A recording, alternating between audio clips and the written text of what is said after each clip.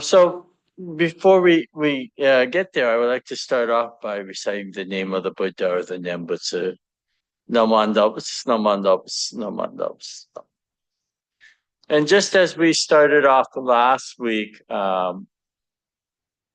this week as well, we'd like to continue on by doing the reading of oh, bars. Wait, oops, sorry. How did I go back? Okay, go back.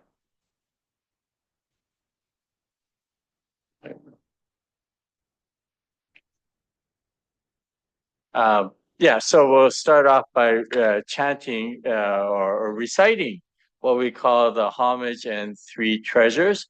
And this is something that is done at all Buddhist gatherings. And it's repeated traditionally three times. So I'm going to read the Pali and then you can read the English afterwards, okay? If you want to join in the Pali, you're more than welcome to. But Namo tassa bhagavato arahato samma sambuddhassa. Homage to him, the exalted one, the enlightened one, the supremely awakened one. Dutiyampi Namo tassa bhagavato arahato samma sambuddhassa. For the second time, homage to him, the exalted one, the enlightened one, the supremely awakened one. Tatiyampi Namo tassa bhagavato arahato samma sambuddhassa. For the third time, homage to him, the exalted one, the enlightened one, the supremely awakened one. Tisarana, three treasures. Buddham saranam gacchami. I go to the Buddha for guidance. Dhamman saranam gacchami. I go to the Dharma for guidance. Sangam saranam gacchami. I go to the Sangha for guidance. Dutiyampi Buddham saranam gacchami. For the second time, I go to the Buddha for guidance.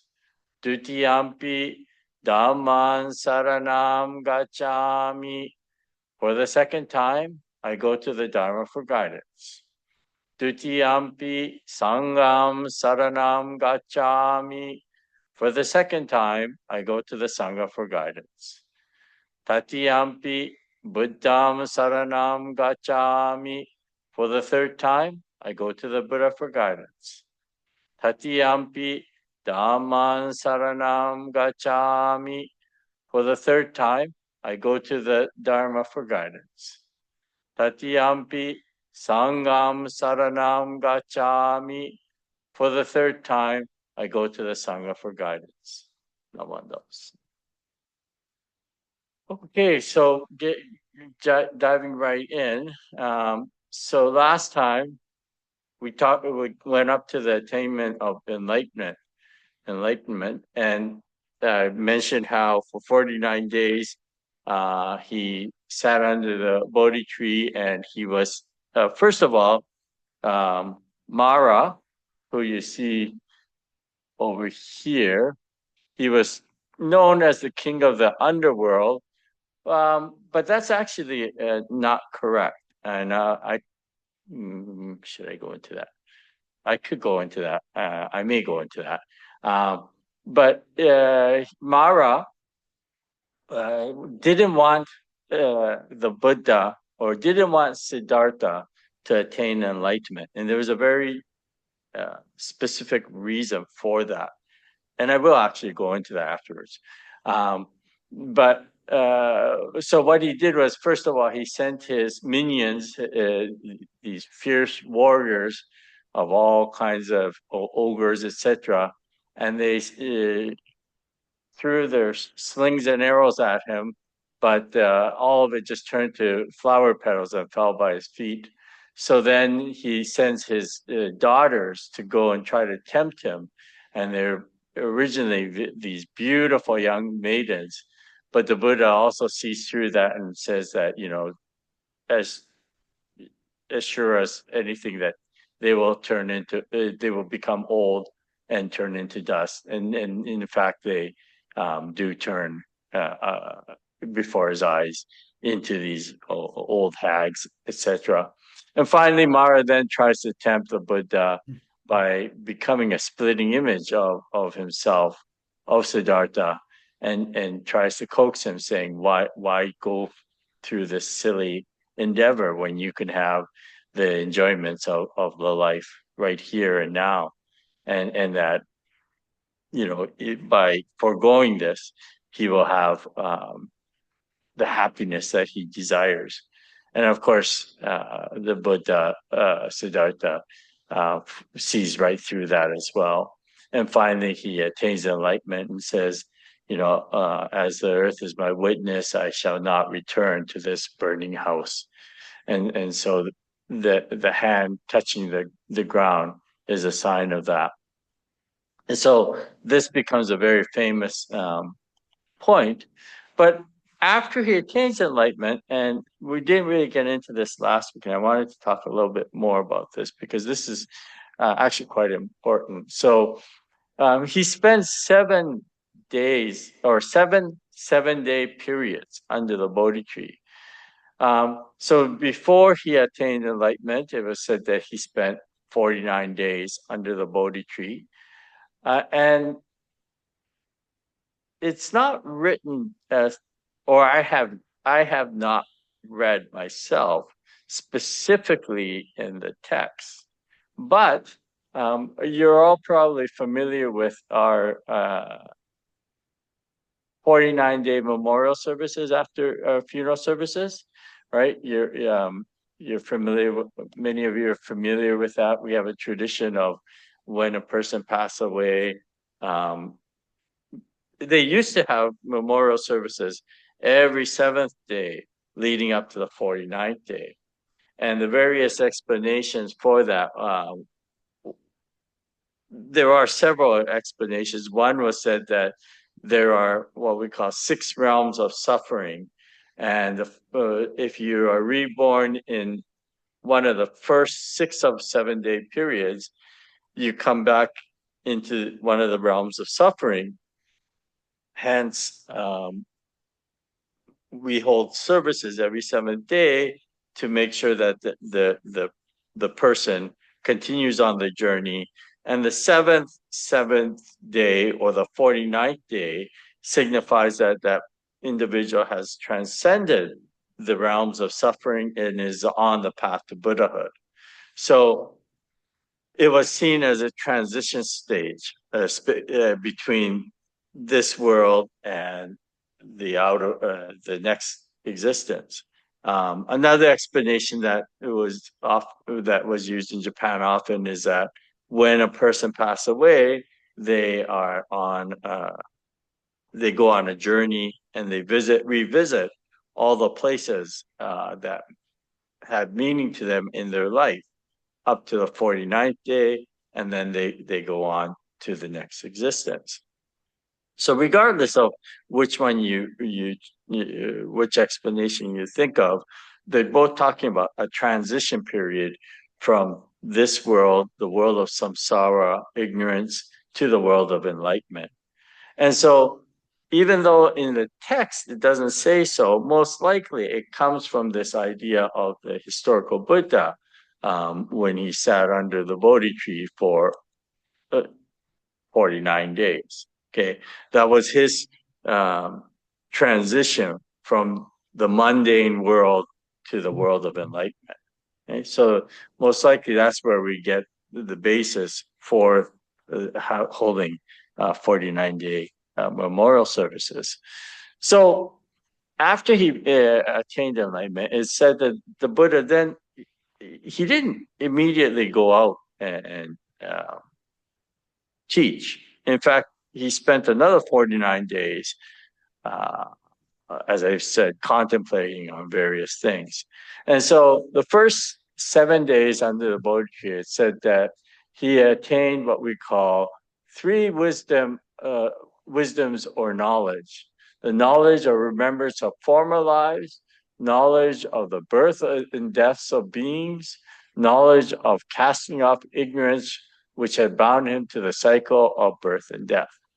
Okay, so basically, he began, or he had an understanding or an awakening of the process of birth and death, and was able to see his own past lives. This has several very important implications. One was that in seeing his past lives, there are many tales of the Buddha. They're called Jataka tales. The Jataka tales are a collection of, they're almost like Aesop fables. They're short stories, and many of them are based on animals, and they have sort of a moralistic meaning or ending to it.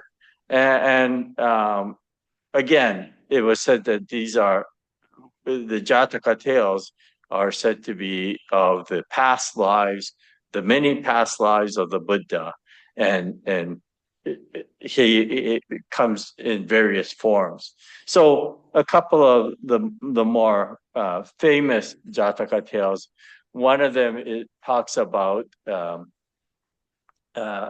family of monkeys, and because it's so hot where they are, they sleep during the day and then they go foraging at night.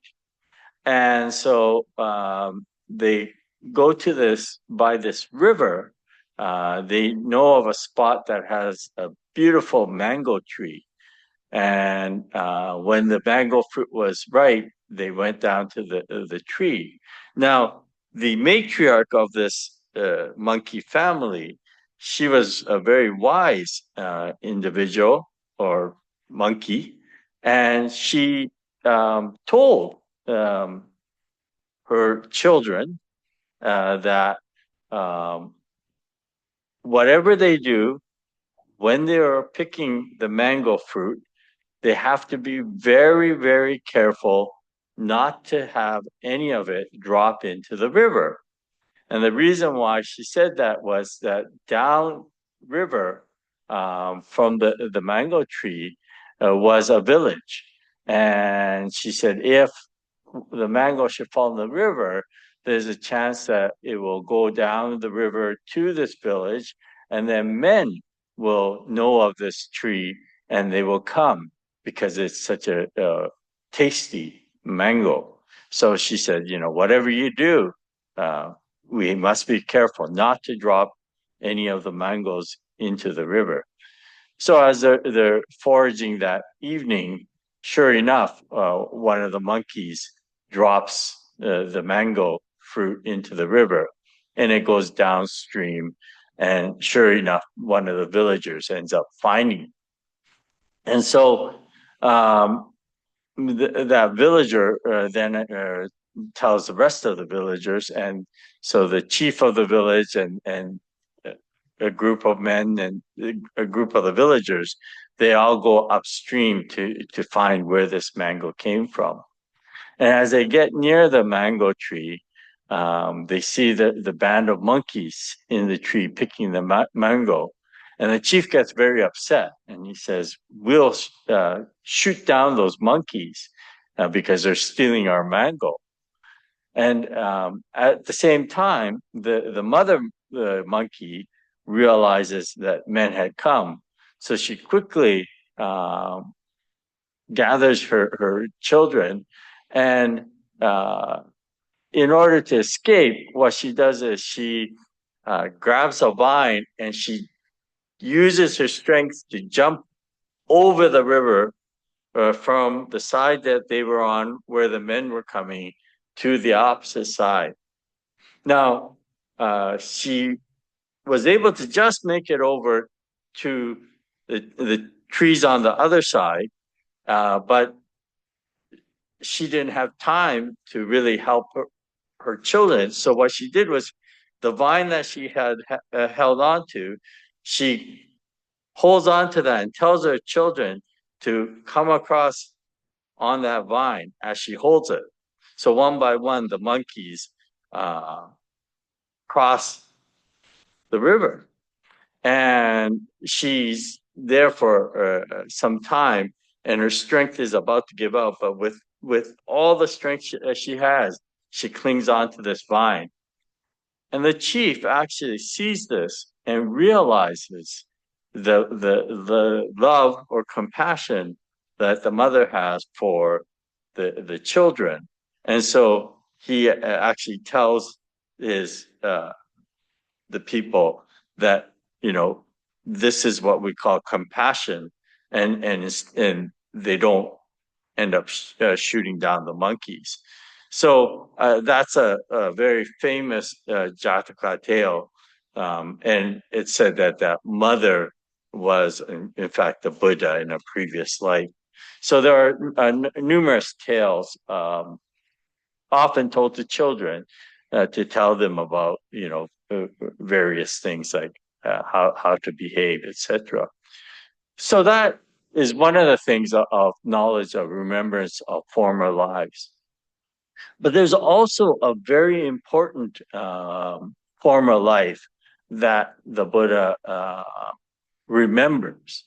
And that, in fact, let's see, that in fact comes out, sorry. So there is a sutra called the Lalita Vistara Sutra, and it tells of the story of Siddhartha prior to his inception. And in that sutra, it talks about that there was this individual named Sumida in what we call the Tusita heavens. And the Sumida, before what we call the Buddha Dipankara, makes vows that he will save all beings from their suffering. And the Sumida then goes and practices the path of the Buddha. And I'm sorry, he wasn't in the Tusita heavens yet, but he practices and is born in the Tusita heavens.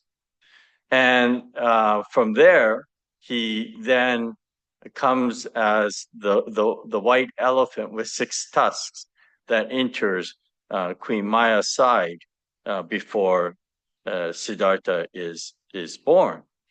So what does all this mean? And who is this Sumida, and what is this Tusita heaven?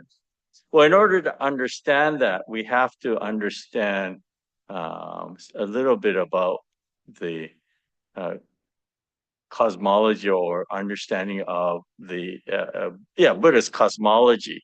So in the Buddhist teachings, they talk about 6 realms of suffering. And these realms is traditionally depicted. So in this picture, can you all see this picture that that's on your screen? Okay, this is a very famous Tibetan tanka. Tankas are paintings that depict various things about our existence, and this here is the realm of suffering. Okay, the 6 realms of suffering, and it's guarded, or Mara is the one that's looking over all of this. Okay? And so traditionally, if you see down here at the bottom, this realm here depicts the realm of what we call hell. And there are various grades of hell that exist. And I'm not going to go through all the details of them here, but there is this realms of what we call hell. And then above that is on the right here. This is the realm of the hungry ghosts. So how hell is and hungry ghosts, they're almost the same thing. Hungry ghosts, you end up going there because of your actions in this world, because of your vices that you have followed in this world, you end up going there. And I will send you the pictures of this, and you can look at it more carefully later. But it's generally depicted with these individuals with very big pot bellies, and we talk about it in the Obon time, because it was said that the Mogollana's mother had fallen into this realm, the realm of hungry ghosts.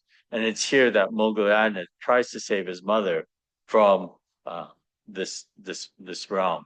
And it's depicted with these individuals with huge pot bellies, not because they're full, but from malnutrition. And they have very thin necks and a pinhole-sized mouth. And even if there's food in front of them, it turns into flames. And so they're always hungry, hence the name Hungry Ghosts. And then on the left side is what we call the realm of beasts. So you have hell, hungry ghosts, beasts. So these are creatures, and they only live by their raw instincts. They don't have conscience. So yeah, this is the realm of beasts, and then you have up here, this is what we call Ashura, Ashura or fighting spirits. And they're always, they're never satisfied. They're always fighting. And if you look carefully, they're shooting arrows up to this middle realm here. And off to the right here is the human realm. That's the realm we're in. And then in the very top, this is what we call the heavenly realm. It's not, we call it heavenly realm, but it's sort of a pseudo heavenly realm. It's still within the existence of samsara or suffering. So when we look at this, there's a couple of things to be noted. One, which is very interesting, and it's quite, I think, unique to Buddhism. You'll notice that in each of these realms of suffering, there is a Buddha. Okay. So even in hell, there is a Buddha. So what that means is that there is nothing like eternal damnation, if you will, that there is always a chance of retribution or salvation. So in each of these realms, there exists a Buddha. Okay. And it's said that the human realm is very special because it is the one realm that we can truly listen and receive the Dharma. In all the other realms, for various reasons, they're unable to do so. So this heavenly realm seems to be a very good realm, but it also has its problems. So there's basically six within the heavenly realm. There's at the center of this heavenly realm is a mountain called Meru. When it's sort of in the shape of an hourglass, this shape of an hourglass, and Meru. It's called Meru, and they usually use the prefix su, which means excellent. So this mountain is the excellent Meru Mountain, or commonly known as Mount Sumeru. Sumeru. And there are within these six realms, there are two what we call terrestrial realms, and that terrestrial realms mean they're in contact with the earthly beings or earthly world, and so they're called terrestrial. And then there are four realms above that that are what we call celestial. So they're sort of in space, if you will. And the first of those terrestrial realms is known as the heaven of four great kings, or in Japanese we call it Shiten Oji. Shiten Oji. If any of you go to Osaka, There's a place called Shitenoji. They're also known as the four great guardians of Buddhism, but this is the first of the six realms, the first of the two terrestrial realms. That's really not important to memorize everything. And then you have another terrestrial realm, and then you get into these what we call these celestial, more heavenly in the sense that they're in space. They're not connected to the earth per se. And the second of these heavenly realms, celestial realms, is known as what we call the Tusita heaven. And this is where the Sumida ends up going before he becomes the white elephant and comes down and impregnates, I guess, Queen Maya, right? So what's important, so this is the second of the celestial realms, or the fourth of the heavenly realms altogether. But what I wanted to get to was the very top of these celestial realms, or the top of all of these six realms of suffering, is known as the realm of controlling others' emanations, and it's supposedly sort of like the pinnacle of the realms of suffering, and it's here that Mara was the center individual. So Mara is ruling all of these existence of samsara. And the reason why Mara didn't want Siddhartha to attain enlightenment under the Bodhi tree was because it meant that Siddhartha or the Buddha would liberate people from going in this cycle over and over and over again. Okay. And when we see these pictures around here, so first of all, you have in the bottom, in the middle here, there are three animals: the bird, the snake, and I think it was a pig. And they're talking about greed, anger, and stupidity, right? Greed, anger, and stupidity in here. And then the circle right around the middle there is showing the different existence going to from the very base existence and going up to a more mature existence. And then the one circle that goes all the way around here, that's depicts what we call the 12 interdependent co-arising interdependence. And I'll get into that in just a second. But in this picture, you'll see that above all of them is this Buddha who has liberated himself from this existence of samsara. So the reason why I mentioned again that Mara was so adamant or fought against the Buddha attaining enlightenment was because it meant that if the Buddha attained enlightenment, they would be beyond his grasp.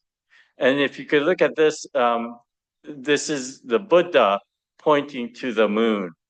So that's a very famous analogy that's in the sutras.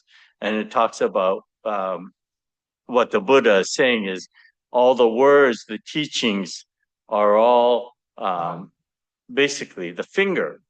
And what we must do is see the truth.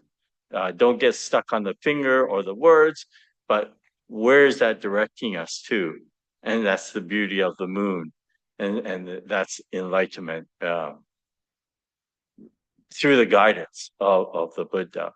So this was also one of the, just going back to that. Oops. Oh, wait a minute. So the knowledge of remembrance of former lives. This was the most important knowledge of a former life. Was the where Siddhartha actually came from. This whole backstory of Sumida and who Sumida was and how he ends up becoming Siddhartha. So that was one of the things that he awoke to under the Bodhi tree. Then the next 7 days, through the three wisdoms, it gave him insight into the mechanism of the 12 links of dependent origination. Okay? So they're listed here: blindness or ignorance, karmic activity, will to live, consciousness or subconsciousness, name and form, six sensory organs, contact, feelings, perception, desire, grasping, becoming, formation of being, birth, old age, and death. So what does this mean? And so we'll go into it. So blindness, ignorance leads to what we call the blind will. And then that forms through that blind will, we create what we call the subconscious mind. And from there, we get the mind or body. And then the six organs of sense. And then from those six organs of sense, we contact the exterior and we perceive things. And once we perceive something, we'll have reaction to that perception, whether we like it or dislike it or neutral. If we like it, we get desire and we want more and we get clinging to that. And once we do that, through that clinging, we end up forming our mature being, if you will.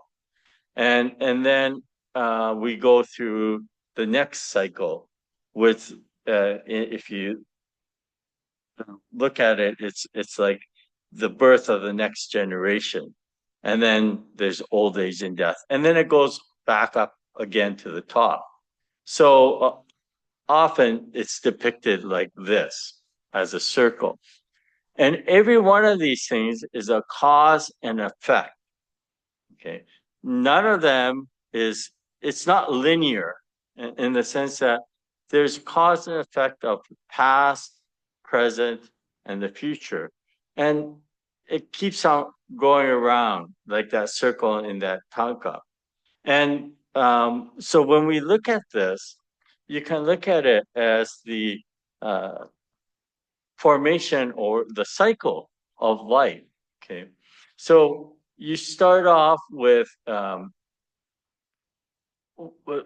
down on the left-hand side here, blind ignorance, blindness or ignorance. Okay. These are, in a sense, they're our past because it's before we're born. And what this blindness comes from, it comes from ignorance of after following death. So in the Buddha's understanding, every action that happens, there are, you can look at it as there are plus, minus, or for lack of better words, zero. How can I put it? Not reactions, but there are, you can look at them almost like little pellets, a plus pellet, a minus pellet, and one that says neutral or zero. Okay, so anything that any action that happens, you get these pellets that are formed, and they go into what we call the storehouse. And so everything that happens will affect the future. And so throughout life, every action that happens, these pellets are being collected, if you will. And then when we pass away, it's from this storehouse that the next existence comes about. And so some minus things or plus things might come to the surface and formulate a new existence. But generally, when the ignorance is the basis of it, then we always end up in this cycle of suffering. So it starts off with this blindness or ignorance. And then from there, we get this karmic will to live, blind will. Okay. So from there, this will comes out. And from that will, then you get the formation. So this subconscious mind, this is the more, if you extrapolate this to the cycle of life, this is the moment of conception. Okay? So at the moment of conception, there isn't a consciousness yet, but this sort of a subconscious begins to form. And then from there, you start getting into the formation of the mind body. So there's actually something physically that happens that you could see, and the first stages of fetal development. Okay? Then from there, you get further development, and you get the development of the 6 organs of sense. Okay, prenatal development. And then from there, you get contact. So the 6 organs sort of reach the maturity or become active, and you actually start contact. And for the first 2 years, 1 or 2 years of an infant's life, there's contact, but like the first, say, 3 months, the stimulus is being reached, but there's really no reaction to that contact per se. There are certain things that they do, like cry and very base things, but it's not, say, perception yet. And then the next one is perception, and this is when they're actually able to take that contact and perceive things. So this is when the child begins to recognize people's faces, or they start tasting things and starting to feel things. And so this goes on, develops for the next few years, and then comes desire. So once that becomes quite mature in development, then if it likes it, it will want more of it.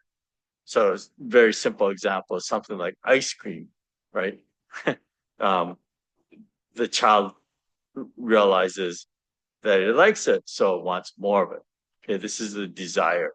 And that desire doesn't dissipate, it goes on throughout life. Right? And then clinging. So once we got that desire and we want more of it, then we want to grab hold of it, make it ours, or say mine, if you will, right? And in order to do that, in order to be able to satiate our desires, we then become the mature being. So this is when you end up going through school, and you get a job, etc., etc. So and it all is based on the fact that we have the desire to want things. Okay? And then from there, this when it says rebirth, that's after that, after we sort of secured our self, our existence in this world, then procreation becomes the next thing. So we want to also continue on my lineage, if you will, and then old age and death, and then a cycle starts over again. But as you can see, there's no real beginning or end, and it's all going constantly in a cycle. And um, an example that was used is the example of looking at any one of these or any two of these things as being like the tree and the leaves on a tree. Okay. On one sense, the tree produces the leaves, but it's the leaves that actually feeds the tree by changing their photosynthesis, making energy. So the leaves also work with the tree. So it's not one or the other, or like a chicken and the egg. It's not one or the other. They come together at once. You can't have one without the other. And similarly, so in the realm of samsara, in this cycle of existence, all of the 12 uh, stages are either a cause or effect. So they're cause for future events, but they're the effect of past events. Okay? So this was a cycle that the Buddha saw. However, he also saw that there was an existence that breaks free from this cycle. And that was the existence of enlightenment. And so, in order to teach us, so if we just go back again to that. So, after the 7 days, second 7 days, in which he really focused on these 12 stages of dependent origination, and the cycle of things, how they all go interconnected with one another. Then it said that there is 5 more or 4 more, 5 more 7-day periods. And I just want to get down to the end here. The 7 day, the last of the 7 day. So after he meditates and contemplates on all this, the Buddha begins to have some doubts. It worries that the concepts are too advanced for the average person to understand. And so he begins to have second thoughts of whether he should share this enlightenment with others. And that's when the Brahma plead with him to share this teaching to all beings. And out of compassion, he then goes to teach it. And so what he does is he ends up, okay, so I showed this map last week. He ends up going to a place called Sarnath. Sarnath is right by Varanasi, which is the Mecca of Hinduism. And there he encounters what we call the 5 mendicants. I think I mentioned last week, these 5 mendicants were the mendicants that had been practicing, doing the ascetic practices with the historic Buddha. And they actually came from the Shaka clan. It was actually his Siddhartha's father, King Suddhodana, who took 5 of the brightest and strongest young men from the Shaka clan and asked them to go with Siddhartha when he did these ascetic practices, partially to make sure he was taken care of. But they ended up becoming very devout mendicants. And so when Siddhartha forgoes his ascetic practices, they leave him thinking he's given in. And they go to a place called Sarnath. So this is where the Buddha follows and comes up to them. And when he first comes near them, the five mendicants are kind of they're not happy. Let's put it that way, because they think, oh, here comes the one who has given up. So they didn't want to do anything to do with him. But as he approaches, they notice there's an aura about him that's different from before, and they can't help but to listen to him. And he gives one of his most famous talks, which is known as a Dharma Chakra Pravatana Sutra, or the turning of the wheel of law. And in this sutra, and he talks about, first of all, he talks about what we call the middle path. And he says, oh, because there are two extremes that should be avoided by a recluse. Indulgence in sensual pleasures. This is base, vulgar, worldly, ignoble, and profitless. And addiction to self-mortification. This is painful, ignoble, and profitless. Abandoning both these extremes, the Tathagata has comprehended the middle path, which promotes sight and knowledge and tends to peace, higher wisdom, enlightenment, and nirvana.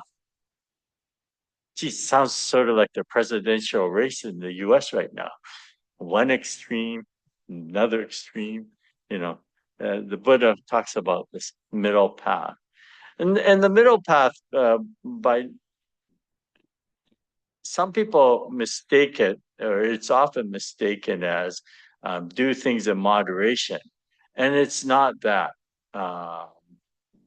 But what he's saying is that if you take a hard look at one way or another, you're not going to find the truth. And the truth lies in when we truly listen, that actually goes beyond either of those extremes. And that's the guidance of the Dharma. So that's what he ultimately comes to. So, and I apologize, I didn't mean to. I spoke an hour so far, and I haven't gotten into it. But what I'd like to do next week is actually now get into this particular sutra, and we're going to actually read. And I'll send it out after tonight's talk. I'm going to send you the first sutra or talk that the Buddha gave to these five mendicants. The Dharma, the discourse on turning of the wheel of Dharma. And it's a very important discourse because it talks about the Four Noble Truths, which is for all Buddhists, the fundamental or basic teaching of the Buddha. So I'll send it out to you, we'll read it, and then we'll decipher what that sutra actually means. And it's basically 3 pages of literature. So I will send that out to you next week, and we'll continue on from here. And as you can see, we probably will be continuing more than 5 weeks because this is the second week and I haven't finished. I think I was supposed to finish all this by last week, but I hope you were able to follow and understand that. Are there any? Let me stop sharing. Are there any questions or that you might have? I know a lot to take in. Yeah, please feel free to unmute yourself and have any questions or anyone? No one? Nothing? Okay. Well, I mean, as I say, if you think of something, please feel free to contact me at any time. And let's see. I just want to make sure. Did everybody email me at least through Nancy Hogan? I didn't think she emailed me before. Who's Nancy Hogan? I see Nancy Hogan listed here.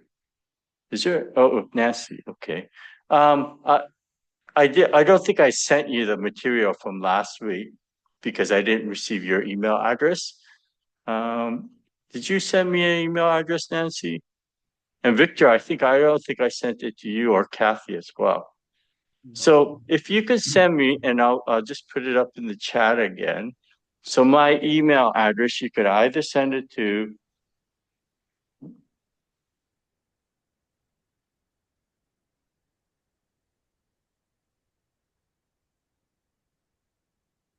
so this is one of them is oops, grant.ikuta@gmail.com is one of them, or rev.ikuta at stevesontemple.ca. Oh, steveston-temple.ca. Okay, you could either send it to, if you could just send me your email address, then I can send you the material and I'll make sure that you're on the continued mailing list to get the invitations for. Although you really don't need the invitations because it's always the same number, if you will. If you have a previous email, you could invitation, you could join in, right? Same link. Okay. So if there are no questions, then I will see you next Tuesday then. Great. Thank you, everyone. Thank you. Thank you, Sensei. Thank you, Sensei.